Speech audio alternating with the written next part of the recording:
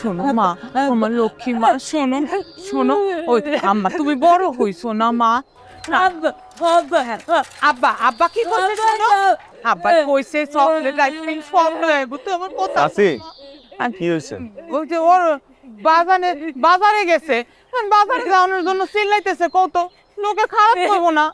সাইমা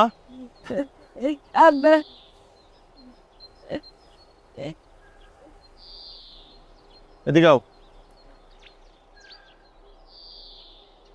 বাজারে যাইতে হয় না,